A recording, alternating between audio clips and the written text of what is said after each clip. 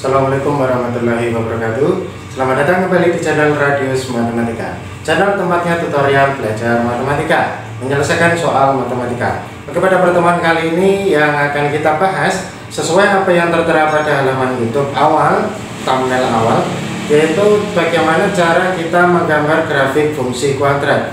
Teknisnya ada yang berbeda daripada grafik fungsi linear. Untuk kalian yang belum paham cara bagaimana menggambar grafik fungsi linear, bisa kalian lihat di deskripsi di atas ya.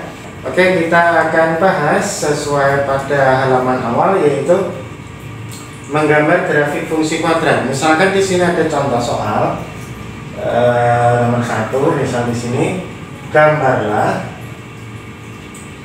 grafik fungsi kuadrat. Fungsi kuadratnya adalah misal di sini f(x) sama dengan x kuadrat plus 5x plus 6. Ada fungsi kuadrat seperti itu, kita disuruh menggambar kurvanya. Nanti kurva daripada fungsi kuadrat itu berupa parabola ya, bisa melengkung ke atas ataupun ke bawah. Untuk grafik fungsi linear, garisnya berupa garis lurus. Untuk fungsi kuadrat, kurvanya melengkung seperti parabola gitu ya. Oke, langsung saja kita bahas. Di sini langkah pertama, yang namanya kurva itu kemungkinan pasti memotong koordinat sumbu x ataupun sumbu y ya. Berarti langkah pertama kita tentukan koordinat titik potong terhadap kedua sumbu. Langkah pertama kita tuliskan titik potong, saya singkat tipot, titik potong kurva terhadap sumbu. Di sini yang pertama adalah sumbu x, misal titik potong terhadap sumbu x. Maka syaratnya kalau memotong sumbu x, syaratnya nilai y harus sama dengan 0, seperti itu. Langsung kita substitusikan ke soal. Soalnya kita tulis kembali. Perlu diketahui nilai f di sini sama artinya nilai y ya. Jadi y sama dengan x kuadrat plus 5x plus 6. Ini sama dengan nilai y. Kita tulis y sama dengan x kuadrat plus 5x plus 6. Titik potong kurva terhadap sumbu x. Yang pertama sumbu x, syaratnya y sama dengan 0. Y langsung kita ganti dengan 0. 0 sama dengan x kuadrat plus 5x plus 6. Langkah berikutnya bagaimana? Ini harus kita faktorkan ya. Berarti nanti akan ketemu koordinat x. Kita faktorkan di sini. Dua bilangan kalau dikalikan 6, tetapi kalau ditambahkan hasilnya 5, yaitu 2 dan 3, positif 2 dan positif 3. Langsung kita substitusikan di sini. X plus 2 dikali dengan x plus 3. Nah, seperti ini. Kita cari faktornya satu persatu. X plus 2 sama dengan 0, maka x sama dengan pindah posisi negatif 2. Koordinat yang pertama ketemu, nilai x sama dengan negatif 2, maka nilai y 0. Koordinat pertama ketemu, yaitu negatif 2,0. Negatif 2,0. Kemudian yang kedua, koordinat yang kedua yaitu kita lanjutkan di sini x plus 3 sama dengan 0, maka x sama dengan negatif 3. Nah, x-nya negatif 3, y-nya 0. Kita letakkan pada koordinat yang kedua, jadi negatif 3,0. Ini koordinat titik potong kurva terhadap sumbu x diperoleh 2 titik. Berarti kesimpulannya nanti kurva ini memotong sumbu x di 2 titik. Seperti itu ya.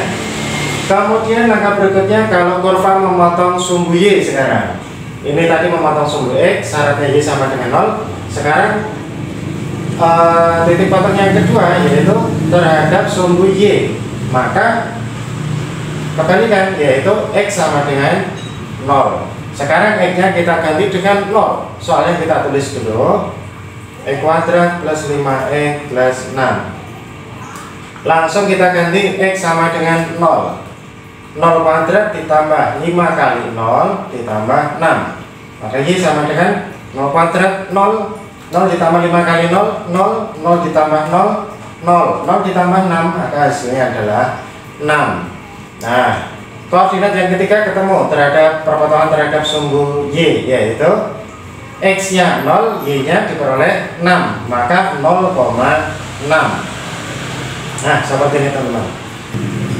Oke, setelah ketemu koordinat titik yang ketiga, yaitu perpotongan terhadap sumbu Y, maka selanjutnya langkah berikutnya adalah kita tentukan satu buah koordinat lagi, yaitu koordinat titik puncak, yaitu koordinat yang terletak pada ujung kurva, titik balik, entah itu titik balik maksimum atau minimum.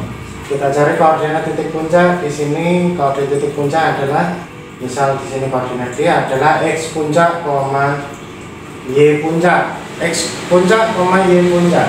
X puncaknya rumusnya adalah min b per 2a, ya. Min b per 2a. Maka di sini kita analisis tadi nilai a nya sama dengan 1, b nya 5, c nya 6. Kita substitusikan min b, b nya adalah 5, berarti min, terus ini 5, 2 kali a nya 1, maka diperoleh negatif 5 per 2. Ini baru x puncak. Kemudian kita lanjutkan y puncak. Y puncak rumusnya adalah min d per 4a. Ini sama artinya min b kuadrat dikurangi 4 kali a kali c, kemudian dibagi a. B kuadrat dikurangi 4ac adalah rumus daripada diskriminan D, ya.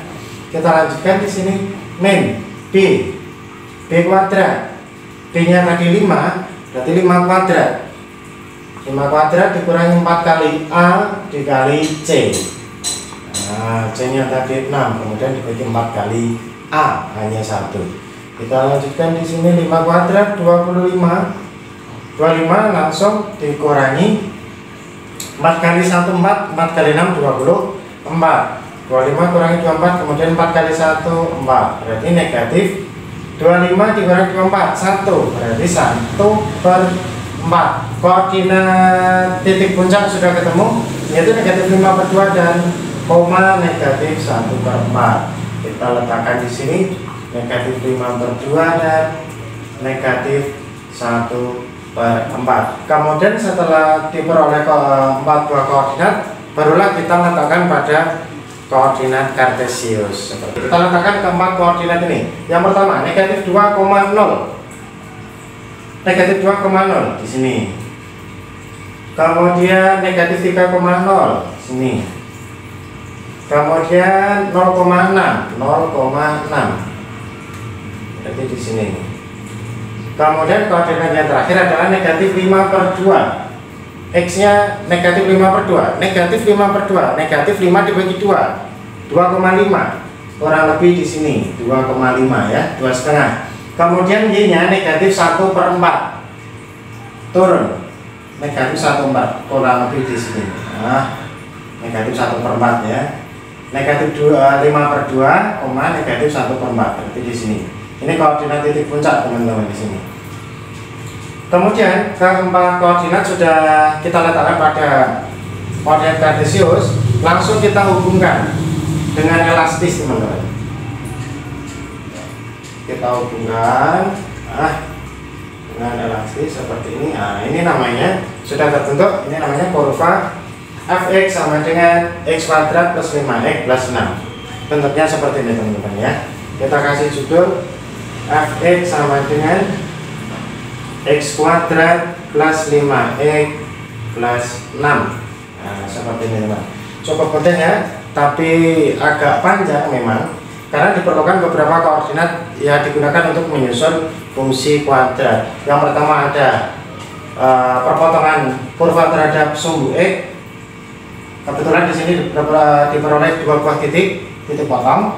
Kemudian ada koordinat terhadap sumbu y 1, tambah lagi koordinat titik puncak. Maka sudah lengkaplah 4 koordinat ini bisa mewakili dalam menggambar grafik fungsi kuadrat.